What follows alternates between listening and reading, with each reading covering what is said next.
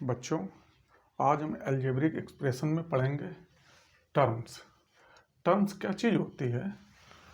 Various parts of an algebraic expression. कोई भी algebraic expression दी हुई है, उसके जो वेरियस पार्ट्स हैं which are separated by the signs of plus or minus are called the terms of an expression. कोई भी अलजेब्रिक एक्सप्रेशन दी हुई, जैसे ये हमारा अलजेब्रिक एक्सप्रेशन दी हुई है, उसमें बता रहा है कि various parts of an algebraic expression के जो वेरियस पार्ट्स हैं वो separated by the signs of plus or minus. कि आपके अलजेब्रिक एक्सप्रेशन के जो भी वेरियस पार्ट्स हैं वो अगर प्लस माइनस साइन से सेपरेट हो रहे हैं तो वो टर्म्स बन जाएंगे। जैसे इसमें ये एक अलजेब्रिक एक्सप्रेशन दी हुई है 3x² + 5xy - 7y²। तो यहाँ अब हम देखते हैं कि इसके एक ये पार्ट है, एक ये पार्ट है, एक ये पार्ट है, यानी वन पार्ट। अब इसको देखें हम कि ये जो इसके 3 पार्ट्स हैं ये सेपरेट किसके द्वारा हैं? प्लस और माइनस साइन से अगर सेपरेट हैं तो वो टर्म हो जाएंगे। तो ये जो हमारी अलजेब्रिक एक्सप्रेशन दी हुई है ये 3 टर्म होगा। इसमें 1 टर्म्स ये, 1 टर्म्स ये और ये 1 टर्म्स ये। तो अलजेब्रिक एक्सप्रेशन के आप बच्चों टर्म समझ गए होंगे कि कोई भी एक्सप्रेशन दी हुई हो जहां अगर उसमें प्लस या माइनस साइन से सेपरेट हो रहे हैं उसके पार्ट्स, वो सारे पार्ट्स उसके टर्म बन जाएंगे। अब इसमें आगे आता है मोनोमियल्स। मोनोमियल्स क्या चीज़ होती है कि कोई भी अगर आपको अलजेब्रिक एक्सप्रेशन दी हुई है और वो सिंगल टर्म की है, केवल सिंगल टर्म हो, तो वो मोनोमियल्स कहलाएगी। जैसे एग्जाम्पल आप ले लें, यहीं पे होता मान लीजिए 9xy। अब आप इसको देखेंगे कि ये सिंगल टर्म है, इसमें इनकी वैल्यू के बीच में कोई प्लस या माइनस साइन नहीं दिया हुआ है, नहीं तो इसका पार्ट जो ये पार्ट है अगर इनके बीच में प्लस माइनस साइन आ जाता तो वो सेपरेट हो जाता, तो वो एक से अधिक टर्म बन जाते।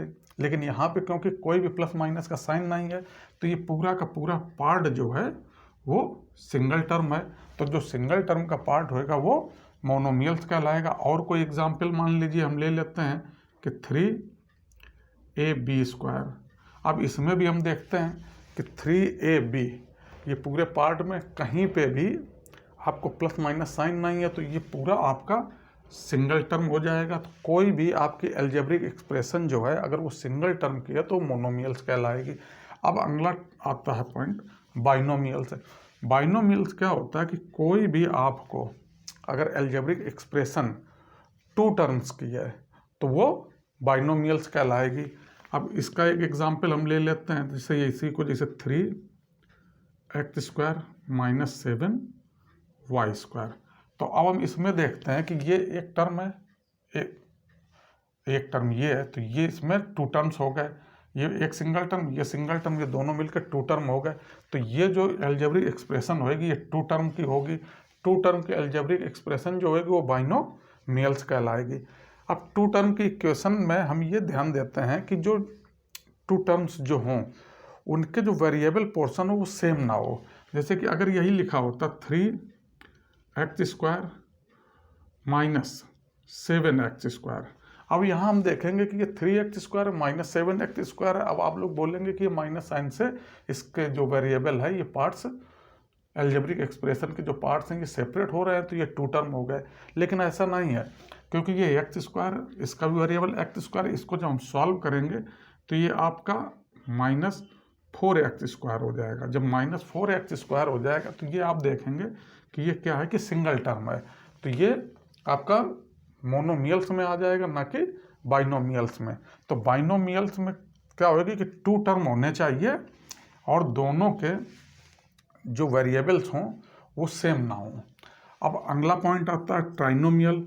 ट्राइनोमियल क्या होती है कि कोई भी अलजेब्रिक एक्सप्रेशन अगर उसमें 3 टर्म्स हैं तो वो ट्राइनोमियल्स हो जाएगा। हम यही एग्जाम्पल ले सकते हैं या इसकी जगह कोई भी दूसरा एग्जाम्पल मान लीजिए, इसको हम कर दें a² + 3xy और +5y²। तो इसमें देखेंगे हम 3 टर्म्स हैं, एक टर्म ये, सेकेंड टर्म ये और थर्ड टर्म ये। तो ये 3 टर्म हो गए तो ये ट्राइनोमियल्स हो जाएगा। और ये पूरी जो इक्वेशन होगी ये आपकी अलजेब्रिक एक्सप्रेशन कहलाएगी। ये पूरा बाइनोमियल्स की इक्वेशन जो होएगी ये भी आपकी अलजेब्रिक एक्सप्रेशन कहलाएगी, लेकिन अलजेब्रिक एक्सप्रेशन 2 टर्म, ये अलजेब्रिक एक्सप्रेशन 3 टर्म, ये अलजेब्रिक एक्सप्रेशन सिंगल टर्म। अब इसके बाद हम पढ़ेंगे कॉफिशिएंट, कि कोई भी कॉफिशिएंट मतलब अलजेब्रिक एक्सप्रेशन दी हुई है, उसके हम टर्म देखते हैं, उन टर्म का कोई भी वेरिएबल पार्ट जो होता है वो जो भी वैल्यू रखता है। अब अगर हमें कॉफिशिएंट उसका निकालना है, अब हम मान लीजिए इसका यही जो ऊपर अलजेब्रिक एक्सप्रेशन लिखी हुई थी, इसका ये पार्ट ले लें 3xy। अगर हम इसमें y का कॉफिशिएंट पूछें कि कॉफिशिएंट ऑफ y, हम जिसका कॉफिशिएंट पूछेंगे उसको छोड़ के बाकी जितनी वैल्यू होती है वो उसकी कॉफिशिएंट कहलाएगी। ये हमें ध्यान रखना है कि जैसे इसमें 3xy है तो 3xy में हमने y का कॉफिशिएंट पूछा तो 3x हो जाएगा। अगर इसी में x का कॉफिशिएंट हम पूछें तो वो आपका 3y हो जाएगा। ये ध्यान रखना है कि कॉफिशिएंट में जो भी आपका टर्म होएगा उस टर्म की जिस वैल्यू के हम कॉफिशिएंट पूछ रहे हैं उसको छोड़ के उस टर्म में जितना चीज़ बचती है वो उसकी कॉफिशिएंट कहलाती है। जैसे यहाँ पे अब ये 5y स्क्वायर है, अब 5y स्क्वायर में अगर हम y स्क्वायर का कॉफिशिएंट पूछा जा रहा हमसे तो y स्क्वायर का कॉफिशिएंट तो 5 होएगा, लेकिन वहीं पे अगर y का कॉफिशिएंट पूछा जाता तो ये जो 5y है 5y स्क्वायर, इसको हम लिख सकते हैं 5 इंटू वाई, सॉरी। तो अब इसमें हम देखें, अगर y स्क्वायर का कॉफिशिएंट पूछा जाएगा तो हम 5 बताएंगे, लेकिन अगर यहीं पे y का कॉफिशिएंट पूछा जाएगा तो जिसका कॉफिशिएंट पूछा जाता है उसको छोड़ के जो भी वैल्यू बचती है वो उसका कॉफिशिएंट कहलाती है। तो y का कॉफिशिएंट 5y हो जाएगा, लेकिन y स्क्वायर का कॉफिशिएंट आपका 5 हो जाएगा। जैसे इसमें 3xy था तो इसमें y का कॉफिशिएंट 3x हो जाएगा और x का कॉफिशिएंट आपका 3y हो जाएगा। तो ये ध्यान रखना कि जिस वैल्यू का कॉफिशिएंट पूछा जा रहा है उसको छोड़ के बाकी जो चीज़ बचती है वो उसका कॉफिशिएंट कहलाते हैं। जैसे ये एक हम अलजेब्रिक एक्सप्रेशन मोनोमियल्स की ले लें तो ये 3ab स्क्वायर। अब इसमें अगर b स्क्वायर का कॉफिशिएंट आपसे पूछा जाए तो आप बताएंगे 3a, यहीं पे a का कॉफिशिएंट अगर पूछा जाए तो आप बताएंगे 3b स्क्वायर, लेकिन अगर इसी में b का कॉफिशिएंट पूछा जाए तो आपका हो जाएगा 3ab।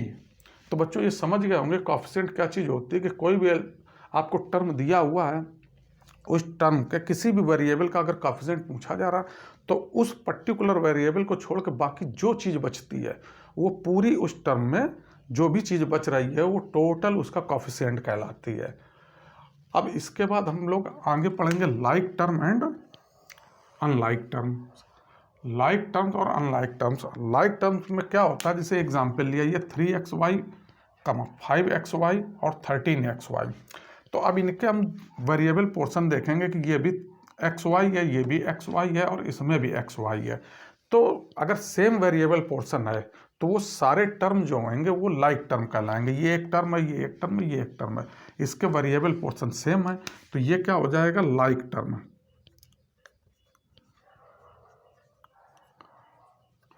और दूसरा है कि ये एग्जाम्पल हमने लिख रखा है, इसमें 2ab स्क्वायर, 7a स्क्वायर भी। अब हम इसमें देखते हैं कि इसके वेरिएबल पोर्शन को, ये है ab स्क्वायर और दूसरे में a स्क्वायर b स्क्वायर। तो इसमें वेरिएबल पोर्शन जो है वो सेम नहीं है, इसलिए ये जो दोनों टर्म होंगे, ये एक टर्म, ये एक टर्म, ये दोनों टर्म आपस में क्या होंगे, अनलाइक होंगे। तो बच्चों आप समझ गए होंगे कि लाइक टर्म में क्या होता है, वेरिएबल पोर्शन सेम होता है। अनलाइक टर्म में अगर वेरिएबल पोर्शन सेम नहीं है तो वो सारे टर्म लाइक होंगे। तो इस हिसाब से आपको कहीं पे भी ढेर सारे मान लीजिए टर्म्स दिए हुए हैं या अलजेब्रिक एक्सप्रेशन के ढेर सारे टर्म्स दिए हुए, उसमें आपको कलेक्ट करके मतलब छांटना है कि कौन कौन से लाइक टर्म है, कौन कौन से अनलाइक टर्म है। तो आप क्या करेंगे, आप देखेंगे जिनके वेरिएबल सेम है उनको एक जगह कलेक्ट कर देंगे, वो सारे लाइक टर्म होंगे, और जिनके वेरिएबल पोर्शन सेम नहीं है वो अनलाइक टर्म हो जाएंगे। और बच्चों एक चीज़ और इसमें रहती है अलजेब्रिक एक्सप्रेशन में कि जो एडिशन सब्ट्रैक्शन होता है वो हमें ध्यान रखना है कि एडिशन और सब्ट्रैक्शन हमेशा लाइक टर्म में होता है, कभी अनलाइक टर्म में नहीं होता। अनलाइक टर्म अगर दिया हुआ तो सेम बस एडिशन का साइन लगा देंगे और बाकी सेम एज इट इज़ उसको वहीं पर रख देंगे। अगर लाइक टर्म है तो वो आपस में ऐड भी होंगे और आपस में सब्ट्रैक्ट भी होंगे।